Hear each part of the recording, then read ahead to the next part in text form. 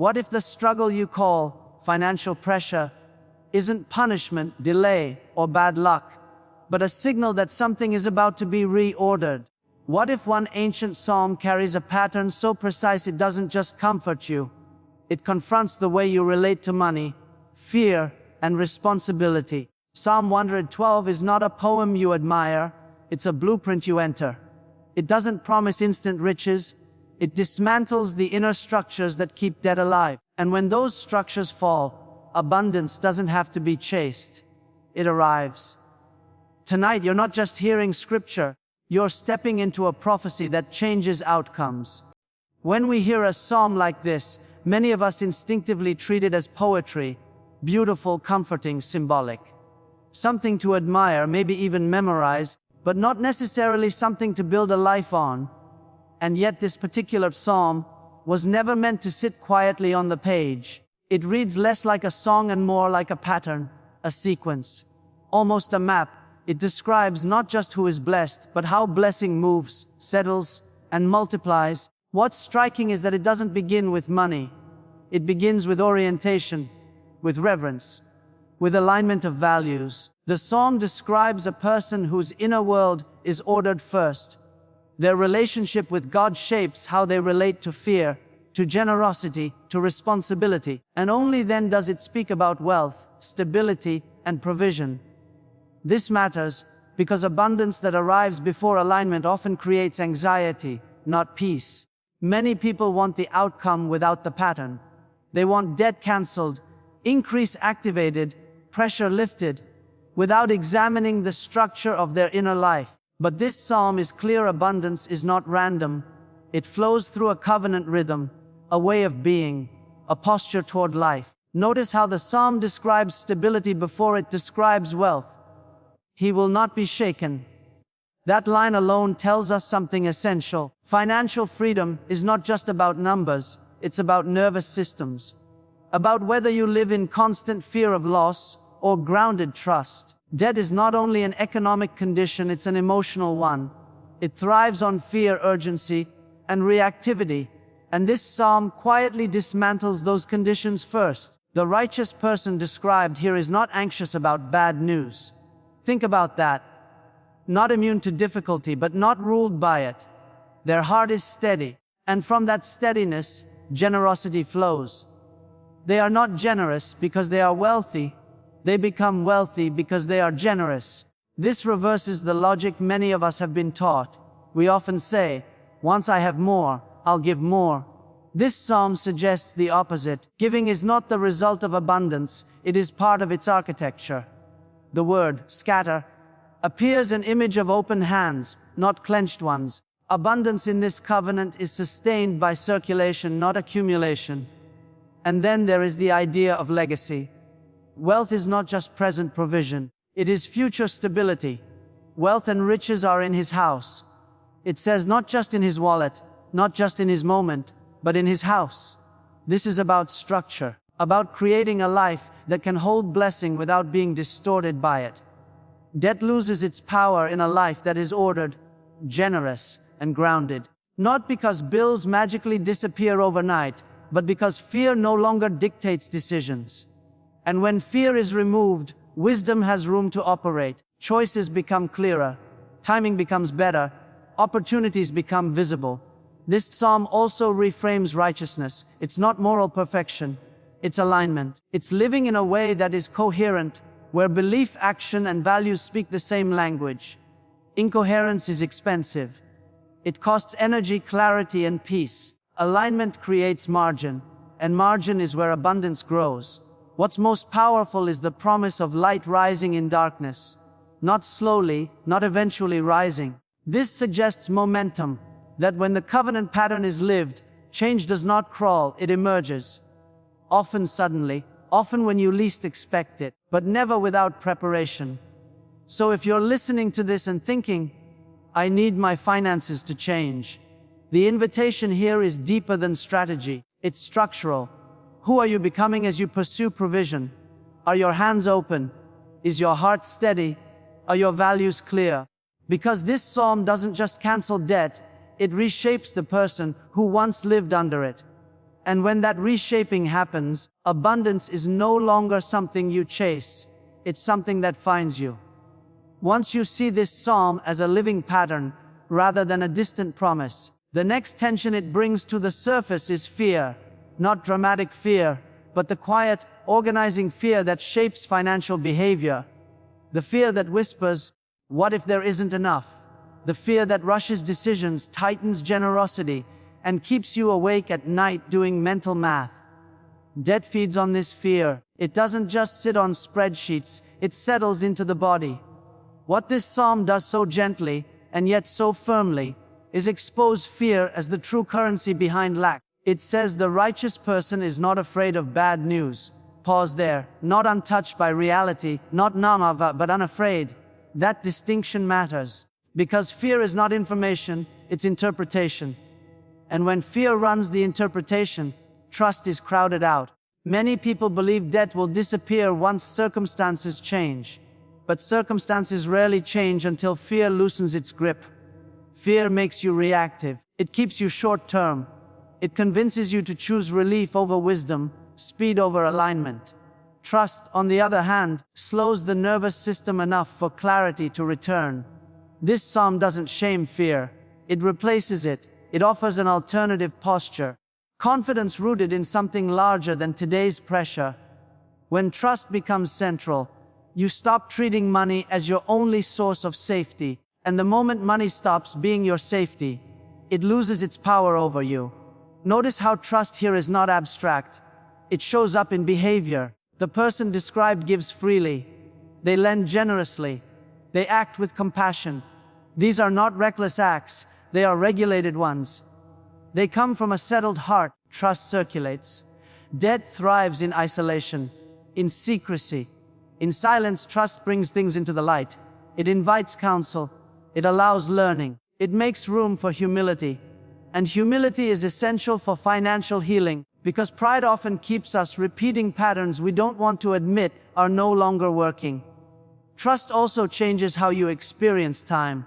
Fear compresses time. Everything feels urgent, late, or overdue. Trust expands time. It allows patience. And patience is not passivity, it's strategic calm. It gives you the ability to wait for the right move instead of forcing the wrong one. This psalm describes a person whose heart is firm, not rigid, firm, grounded. A firm heart can receive correction without collapse. It can adjust without panic. That kind of inner stability is what allows debt to be addressed sustainably, not just temporarily. And here's the subtle truth we often miss: fear doesn't disappear because debt is cancelled. Debt loses its grip because fear is replaced. When trust enters, you begin to make decisions from sufficiency, even before the numbers reflect it. And that shift alone begins to change the trajectory. Trust doesn't deny reality, it reframes it. You still budget. You still plan. You still take responsibility. But you are no longer negotiating your worth with your balance sheet. You are no longer making fear-based promises to yourself about never letting this happen again. Those promises usually become prisons. Instead, trust allows learning. It says, "This is where I am, and I can grow from here." Growth requires safety, and safety, paradoxically, comes not from having more, but from trusting more deeply. This psalm is clear: fear dissolves when trust becomes embodied. Not spoken, embodied. When your breath slows, when your shoulders drop, when your decisions stop being driven by panic, that is when debt begins to loosen. Because the conditions that sustain it are no longer present. Abundance is not activated by pressure. It is activated by trust that has found its way into action. And when fear steps aside, provision doesn't have to shout to be heard. It simply arrives. Once fear loosens and trust begins to settle in the body, something else quietly comes into focus: responsibility without shame. This is where many people tense up. Responsibility has been used as a weapon for so long that we confuse it with blame. But this psalm doesn't speak in the language of accusation. It speaks in the language of stewardship. Stewardship is different from control. Control is anxious. Stewardship is attentive. Control asks, "How do I make sure nothing goes wrong?"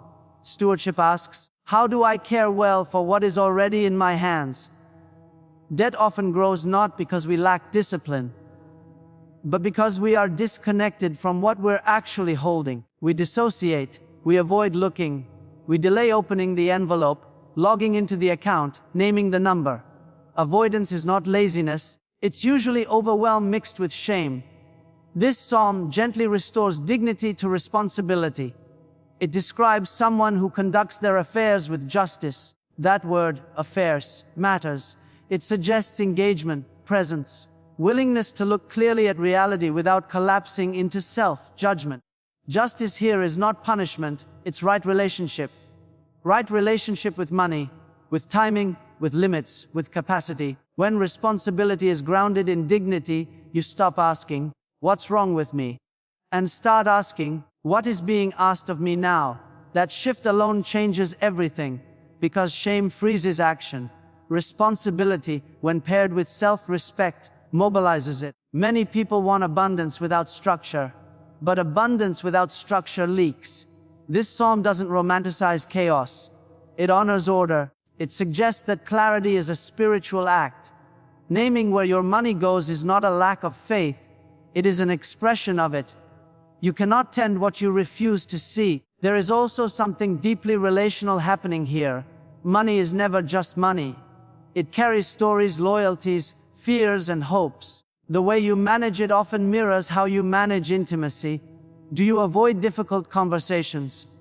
Do you overgive to earn belonging? Do you hold too tightly out of fear of loss? Stewardship invites curiosity instead of criticism. It says, "Let me understand my patterns before I try to break them." This psalm describes someone who is generous and lends freely, yet remains steady. That steadiness comes from boundaries. True generosity requires limits. Otherwise, it becomes self-erasure. Responsibility teaches you the difference between giving from abundance and giving from anxiety. One expands life. The other quietly drains it. Debt often forms when generosity is disconnected from sustainability, or when responsibility is delayed because it feels too heavy to carry alone. But responsibility, when shared, with wisdom, counsel, and humility becomes lighter, it becomes doable. This is also where patience returns. Not passive patience, but the kind that understands process. Financial healing is rarely instant, even when miracles happen. Responsibility honors the steps. It allows progress to be incremental without interpreting that as failure. It replaces the fantasy of sudden rescue with the grounded hope of consistent repair. The psalm tells us that this person will not be shaken, not because nothing goes wrong, but because their inner structure can hold complexity. Responsibility builds that structure. It creates a container strong enough to receive abundance when it arrives. Without it, increase can actually destabilize you. Taking responsibility also restores agency. Debt can make you feel small, reactive, at the mercy of systems and timelines. Responsibility says, "I may not control everything, but I am not powerless." Even small acts, tracking, planning, adjusting, begin to rebuild trust with yourself. And self-trust is a form of wealth. This is not about becoming perfect with money. It's about becoming present. Presence is where change begins. When you are present, you can choose differently. When you choose differently, patterns shift. And when patterns shift, outcomes follow. The psalm is clear: integrity stabilizes life, not hustle, not pressure.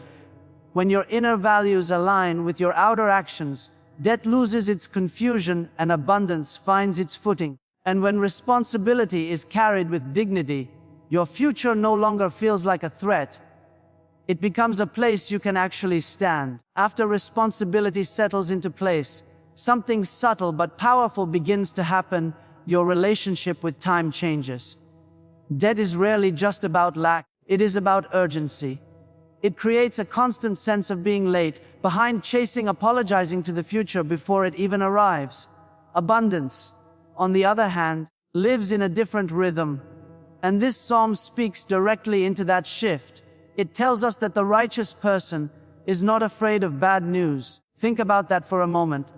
Not immune to difficulty, not spared from uncertainty, simply not ruled by fear when information arrives. That line alone reveals a deep inner reorganization. Fear compresses time. It makes everything feel immediate, catastrophic, and irreversible. When fear dominates, every bill feels like a verdict. Every delay feels like a prophecy. But when your heart is steady, time opens up. You stop living only in reaction. You regain the ability to respond. Debt trains people to panic. Abundance trains people to pace. And pacing is not procrastination, it's discernment. The psalm describes someone whose heart is firm, trusting. Firm does not mean rigid. It means anchored. Anchored hearts can tolerate waiting. They don't confuse delay with denial. They don't rush decisions just to escape discomfort. This matters because so many financial wounds are created in moments of panic. High interest choices, desperate agreements, yeses spoken too quickly. When fear is in charge, the future is constantly borrowed against. But when trust is restored, the future is allowed to unfold. Trust here is not naive optimism. It is relational trust with God, with life, and with your own capacity to adapt. It is the belief that you can face what comes without falling apart, and that belief slows you down in the best possible way. There is also something profoundly regulating about this. A steady heart creates a steady nervous system, and a steady nervous system makes better decisions. You think more clearly. You listen more deeply. You are less seduced by quick fixes and dramatic promises. Abundance often grows quietly because it is not trying to prove anything. The psalm continues by describing honor and stability that endure. Endure is the key word. This is not about spikes and crashes. It's about sustainability. Debt is exhausting because it constantly demands immediate attention. Abundance is restful because it allows for continuity. You can plan. You can breathe. You can think beyond survival. This doesn't mean you never act boldly. It means boldness is no longer driven by fear. It is driven by alignment. And alignment takes time to feel into. You don't rush it. You let clarity mature. Many people sabotage abundance because they are secretly afraid of calm. Calm feels unfamiliar when you've lived in urgency for years. The nervous system mistakes peace for danger, so you recreate stress just to feel normal.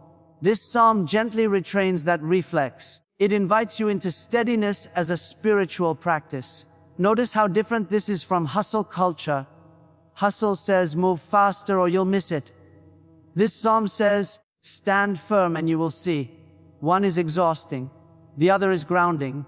One consumes time. The other sanctifies it. When your relationship with time heals, you stop making money the enemy or the savior. It becomes a tool again. A resource that moves through seasons. Some seasons require restraint. Others invite expansion. Wisdom is knowing which is which, and not panicking when the season changes. This steadiness also protects relationships. Financial stress often leaks into intimacy. Conversations become sharp. Trust erodes. When urgency softens, people soften. You can speak without accusation. You can plan without fighting. You can dream without fear that the dream itself is irresponsible. The psalm assures us that the person who lives this way will look in triumph on their foes. But notice the triumph is not loud. It is quiet confidence. The foe is not just external debt or lack, it is internal fear. And fear loses its power when it no longer controls time. Abundance grows where patience is honored. Not passive waiting, but active trust. The kind that keeps showing up, keeps aligning actions with values, keeps believing that steady steps matter. When you stop rushing your rescue, you finally make room for it to arrive. And when your heart is no longer hurried, your future stops running away from you. And then there is generosity, not as an obligation, not as a transaction, but as a signal. The psalm says this person distributes freely, gives to the poor, and that their righteousness endures forever. Notice the order. It does not say they give once they feel safe forever. It says generosity is part of the stability. This is where many people become uncomfortable, because generosity feels risky when you are still healing your financial story. And yet, this text suggests something counterintuitive. Generosity is not the result of abundance alone. It is one of the practices that sustains it. Let's be honest. When resources feel tight, generosity can feel like self-betrayal. I need to protect myself first. That instinct makes sense. It comes from scarcity, from times when no one protected you, when you had to hold on, because letting go felt dangerous. But generosity in this context is not about depletion. It is about orientation. It answers the question, do I see myself as a closed system or an open one?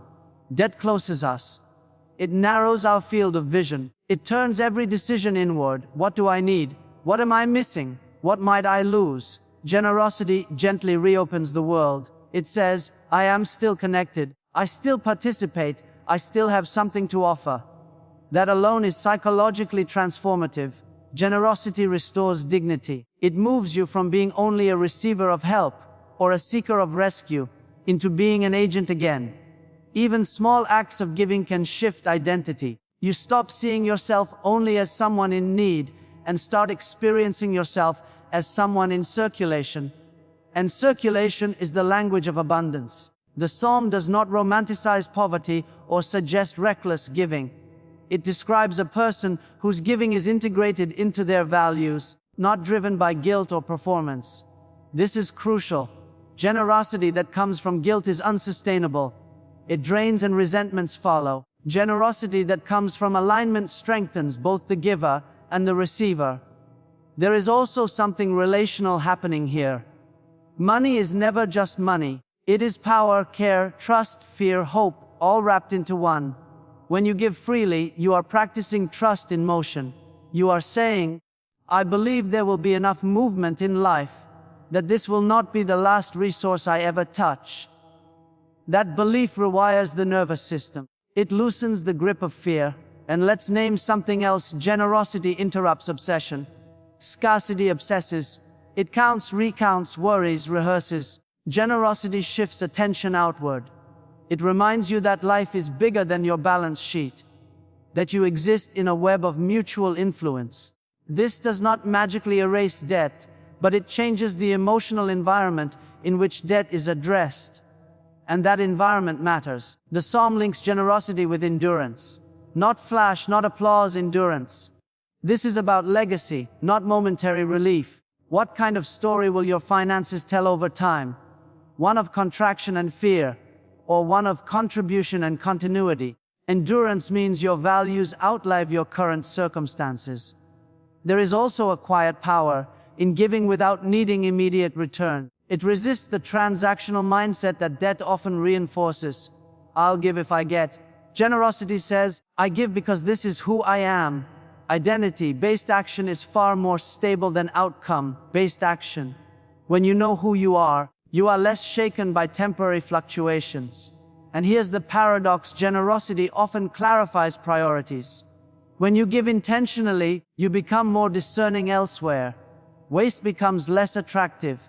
Impulsive spending loses its thrill. Your money starts to reflect your values instead of your anxiety. That alignment creates coherence, and coherence is calming. The psalm also says that the person who lives this way is not shaken. Shaken implies instability, sudden collapse. Generosity practiced wisely builds internal stability. You trust yourself more. You trust life more. And trust is the soil in which abundance grows. This is not about giving to manipulate outcomes or force blessing. It is about living in a way that keeps your heart open, even while you rebuild. Closed hearts protect, but they also isolate. Open hearts risk, but they also connect. And connection is where resilience lives. When generosity becomes part of your financial life, money stops being only about survival. It becomes a means of expression, of care, of purpose, of belonging.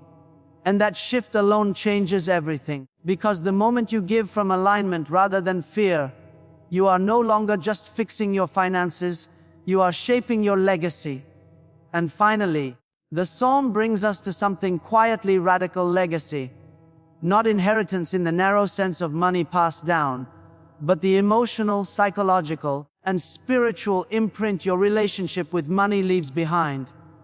It says that the righteous person is remembered, that their influence endures, that their life has weight beyond the moment. This is where the story lifts its eyes from immediate relief and asks a deeper question. What kind of financial story are you writing over time? Most people think of money in chapters: this bill, this month, this crisis. Legacy asks you to think in arcs. It asks you to notice patterns.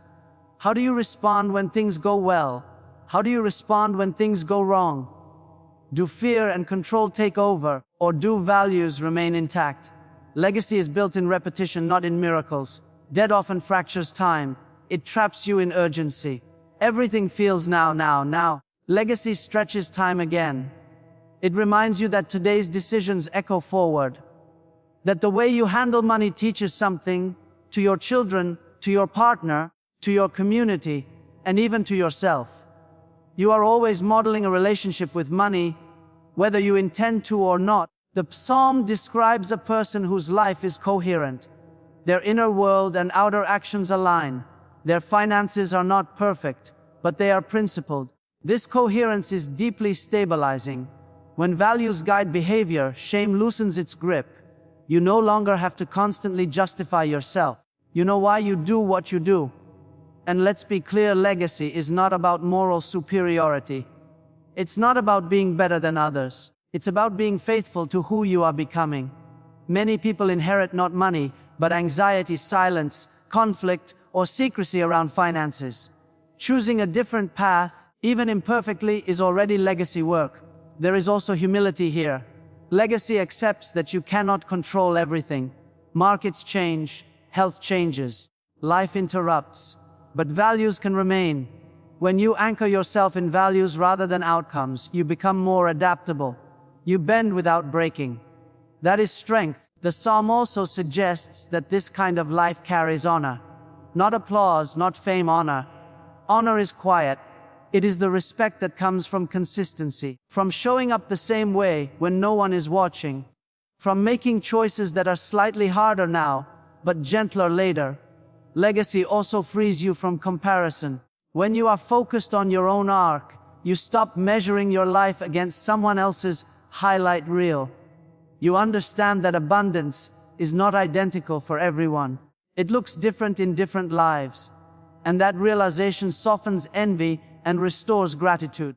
There is something deeply human about wanting your life to mean something. Money becomes one of the languages through which that meaning is expressed. When handled consciously, it becomes a tool for continuity rather than chaos, for contribution rather than compensation. And notice this, the psalm does not end with accumulation. It ends with impact, with the sense that a life lived this way leaves the world slightly more stable, slightly more generous, slightly more hopeful. That is abundance with a human face. So when we talk about debt being cancelled and abundance activated, this is what we are really talking about. Not instant wealth, but restored authorship. You are no longer just reacting to money, you are relating to it. You are shaping it. You are choosing how it moves through your life. This is the quiet power of the psalm. It does not promise escape from effort. It promises orientation. It does not remove responsibility. It gives it meaning. And meaning is what sustains change. When you live with reverence, steadiness, generosity, courage, and values that endure, money stops being the master and becomes the messenger. It tells a different story, one of trust, resilience, and continuity. And that is when abundance stops being something you chase and becomes something you embody.